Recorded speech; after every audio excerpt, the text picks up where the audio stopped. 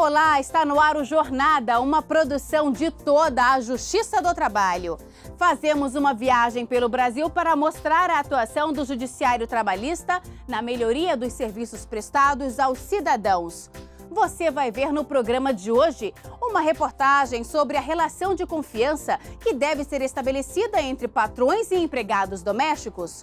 No quadro Direitos e Deveres, vamos conhecer as dúvidas trabalhistas do entregador de gás e do dono da loja. Quem dá as respostas é uma juíza de Várzea Grande, no Mato Grosso. Em Guanambi, na Bahia, entidades sociais são beneficiadas por meio de um acordo firmado pela Justiça do Trabalho. E no quadro Meu Trabalho é uma Arte, em Brasília, as peças da designer de joias Patrícia Madeira, que retratam pontos turísticos da capital do país. Tudo isso e muito mais, o nosso Jornada começa agora.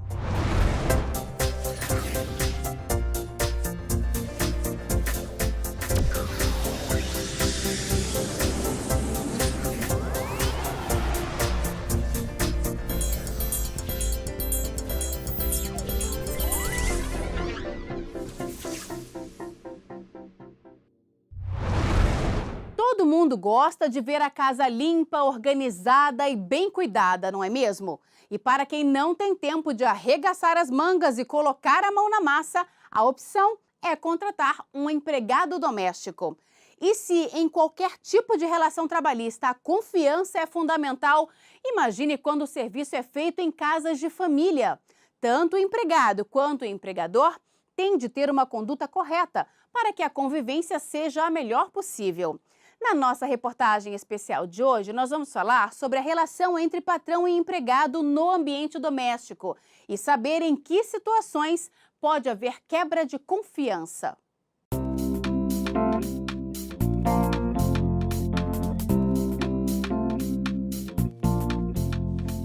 Desde 2015, os trabalhadores domésticos contam com os direitos expressos em uma lei específica. É a Lei Complementar 150. Dentre as principais garantias está a obrigação dos empregadores de recolher o FGTS, pagar o adicional noturno, depositar o INSS e conceder intervalo para almoço. Como qualquer trabalhador, o empregado doméstico deve estabelecer uma relação de boa-fé com o patrão. Mas por estar num ambiente familiar, tendo acesso à intimidade dos patrões, a confiança deve ser absoluta. Cleonice, por exemplo, trabalha como empregada doméstica há 21 anos na mesma residência.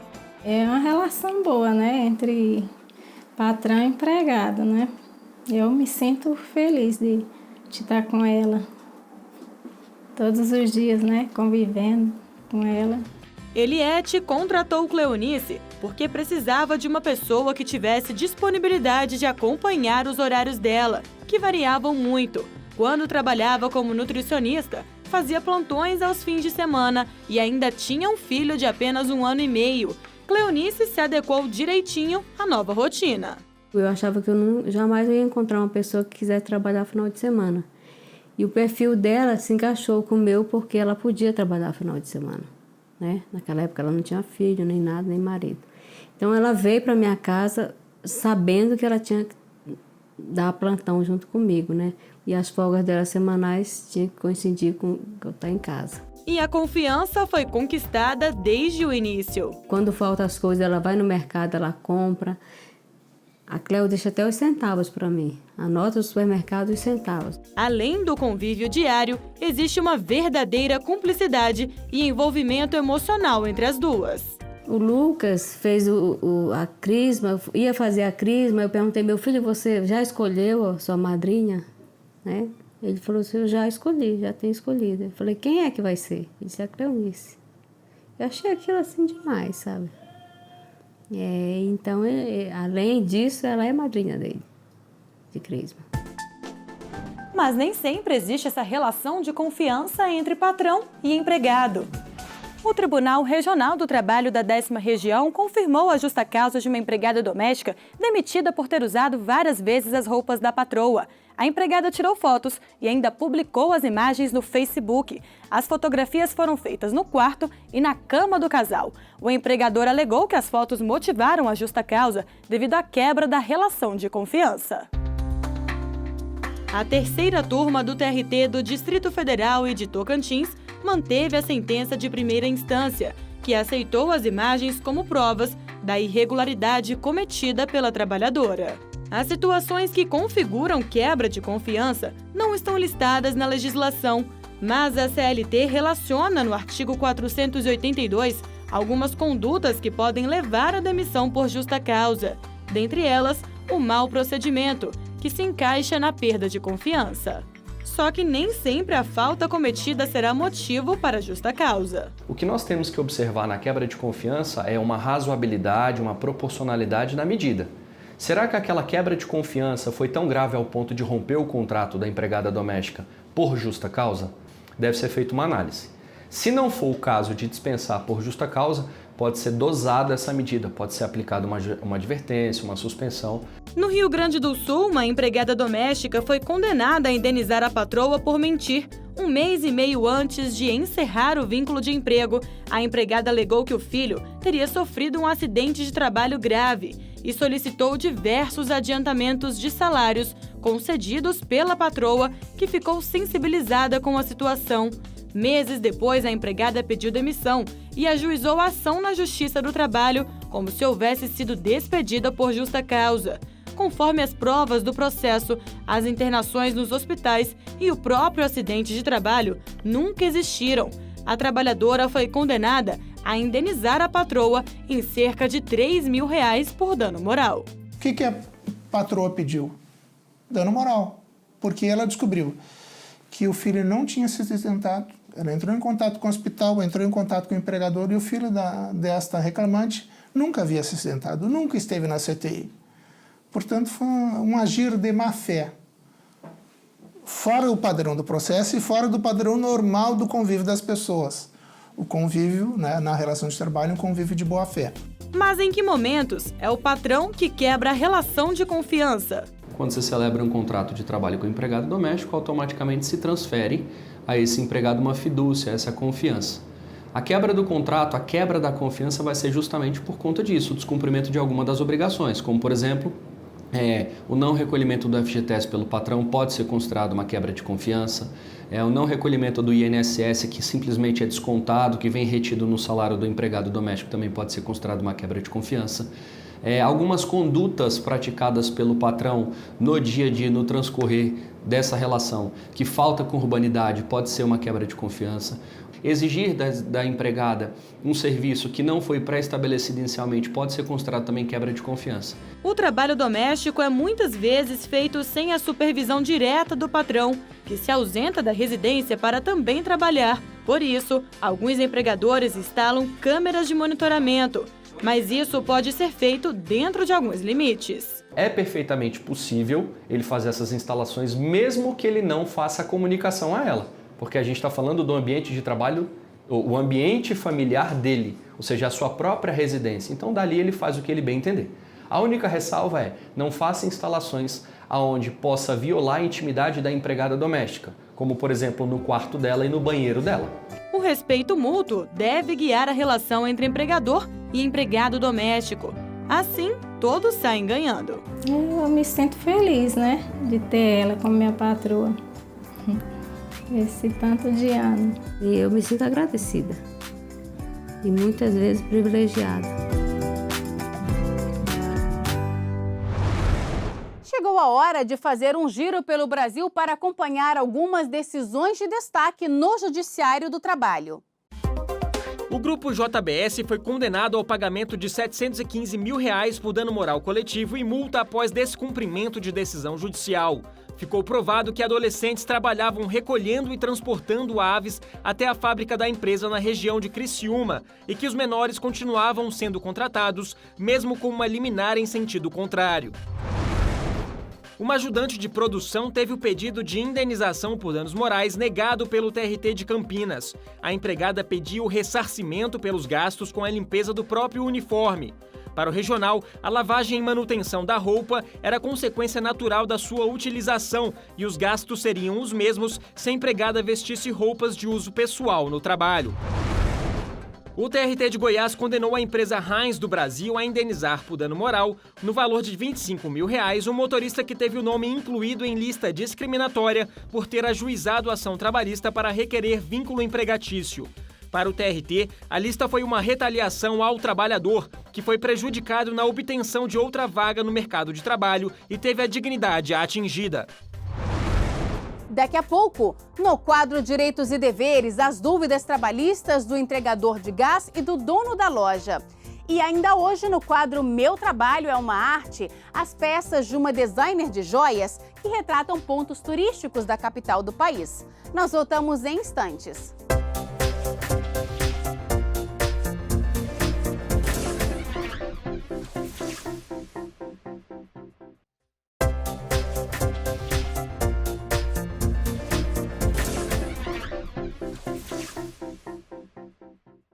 Aperfeiçoar os serviços da Justiça do Trabalho é um dos objetivos dos tribunais. Confira no nosso JT em Ação.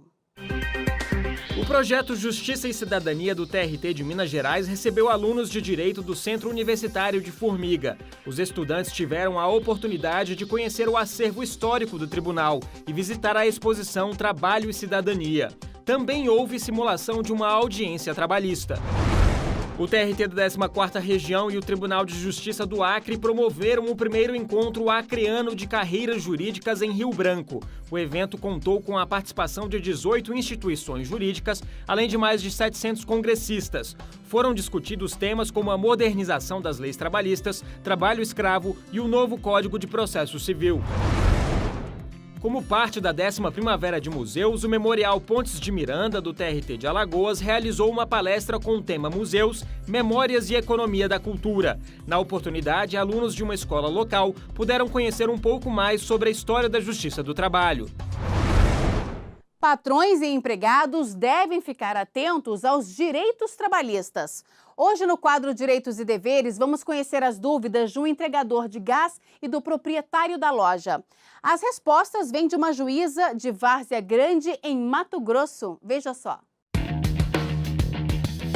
Posso exigir que o meu patrão pague o seguro de vida? Não. Não há obrigatoriedade de contratação de seguro de vida privado pelo empregador, a não ser que esta exigência, essa obrigação, seja prevista em norma coletiva, ou seja, em um acordo coletivo ou uma convenção coletiva que valha para a categoria. Eu queria saber, o empregado que trabalha no final de semana, se eu posso dar folga para ele no meio da semana. Na verdade, a legislação estabelece que o descanso semanal, as folgas, deverão ser concedidas preferencialmente aos domingos.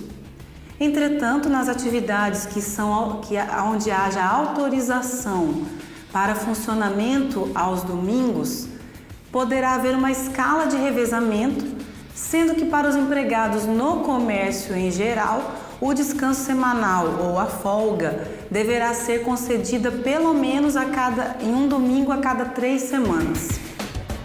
Por mexer com produto inflamável, tem o direito à aposentadoria especial? Os empregados que trabalham em situações de risco têm sim direito a uma aposentadoria especial. O tempo de contribuição seria de 25 anos e essa aposentadoria especial seria proporcional ao tempo em que a pessoa trabalhou na situação de risco. Queria saber se o empregado ele tem direito a escolher a data das férias e eu sou obrigado a concordar.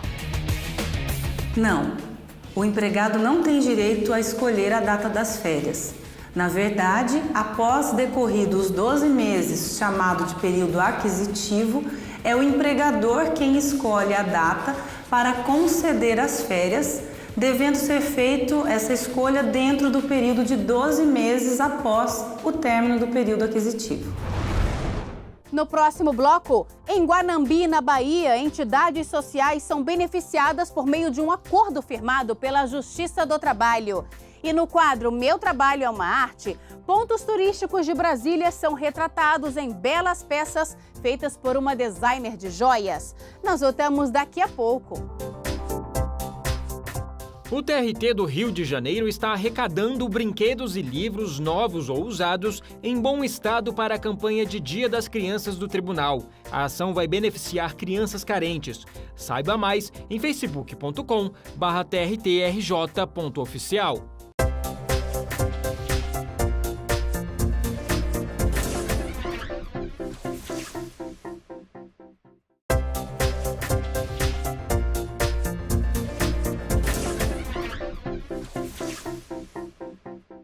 Vamos até Guanambi, na Bahia. Lá, um acordo firmado pela Justiça do Trabalho garantiu recursos a 2 entidades sociais. Veja só. A comunidade atendida pela PAI de Guanambi, na Bahia, está em comemoração pelas melhorias na sede da instituição. Um auditório novo, refeitório e banheiros reformados e diversas instalações previstas são os motivos para a celebração. Essas melhorias só foram possíveis graças a um acordo firmado na Justiça do Trabalho da Bahia, que destinou para a PAI R$50 mil referentes a uma parte da indenização por danos morais coletivos devida por um produtor agrícola da região. Esse recurso direcionado a nós foi assim uma providência divina. A gente estava mesmo necessitando. As necessidades são enormes. E aqui também, nesse nosso auditório, no refeitório, estava muito apertado, os sanitários estavam precisando de acessibilidade, de reforma. E nós conseguimos fazer, graças a Deus, tudo isso. A entidade oferece psicoterapia, atividades culturais e esportivas, além de formação escolar para cerca de 100 crianças e jovens com deficiência intelectual. As crianças que estão aqui estão desenvolvendo bastante mesmo. É um trabalho maravilhoso. Outra entidade beneficiada foi a Sociedade Espírita Edgar Teixeira, que presta serviços religiosos e sociais a 140 pessoas por mês. O valor de R$26 mil foi de grande ajuda. Esse dinheiro foi utilizado para aquisição de gêneros alimentícios para as pessoas que frequentam a Sociedade Espírita Edgar Teixeira, aquisição de uma motocicleta, aquisição de um freezer, de uma geladeira e de todos para a nossa sede. A Casa de Passagem, que faz parte da Sociedade Espírita, também foi beneficiada. A entidade atende em média 20 crianças por mês em situação de vulnerabilidade social. A destinação de recursos para entidades sociais tem sido uma prática adotada por juízes do trabalho na Bahia para garantir que a comunidade local seja beneficiada. O que os juízes há muito tempo vêm fazendo é destinando para o FAT, que é o Fundo de Amparo ao Trabalhador. Acontece que a doutrina e jurisprudência vem entendendo que essa destinação ao FAT não tem a utilidade necessária. Então, com base numa visão menos formalista e mais finalística, é que se tem entendido para que aquela coletividade que foi vítima do dano veja efetivamente como se dá a reparação. A paixão por joias vem desde a infância. Os amigos e a família foram os primeiros clientes da artista Patrícia Madeira. Logo, o trabalho da designer foi sendo reconhecido e os pontos turísticos de Brasília serviram de inspiração para a confecção de lindas peças. É o que você confere agora no quadro Meu Trabalho é uma Arte. Meu nome é Patrícia Madeira, eu sou designer de joias e eu comecei a fabricar joias no ano de 2000. Fazendo um curso de ourivesaria, que não era ainda o design de joias, era um curso de ourivesaria. Me despertou a curiosidade de como fabricar uma peça. Então procurei cursos aqui em Brasília, descobri um e fui fazer esse curso. E assim, foi paixão, sabe? Despertou uma paixão muito grande pelas joias.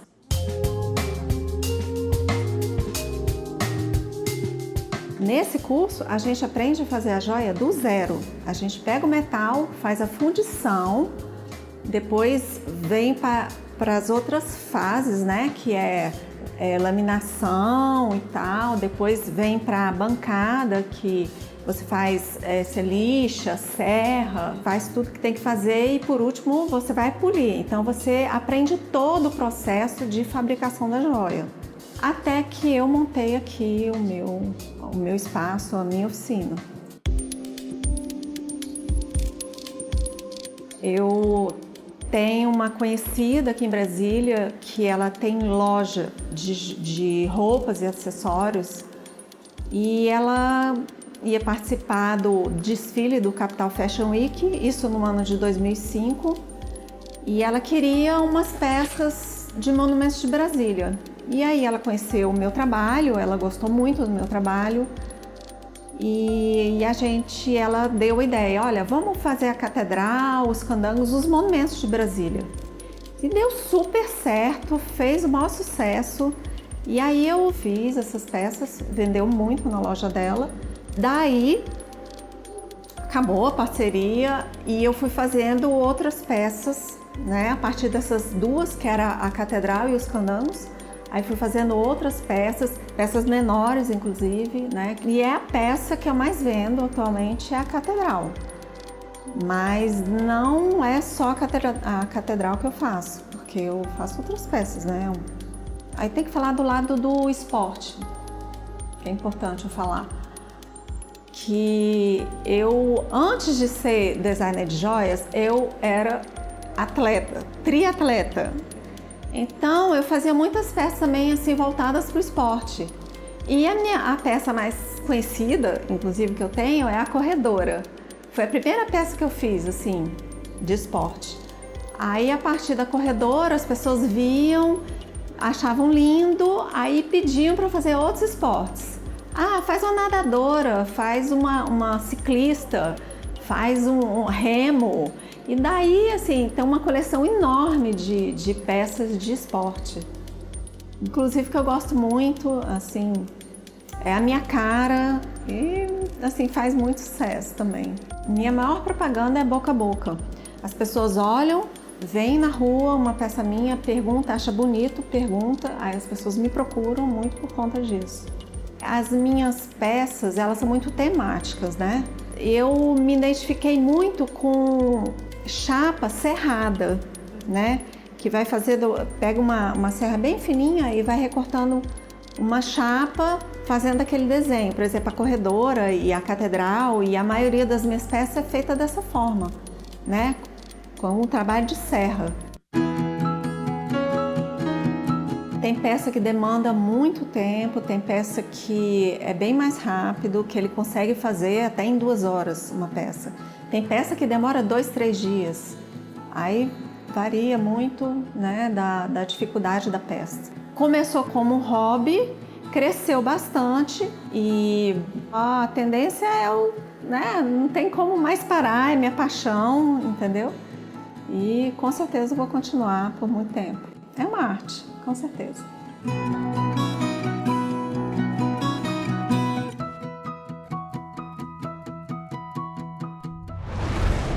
E a jornada de hoje termina aqui.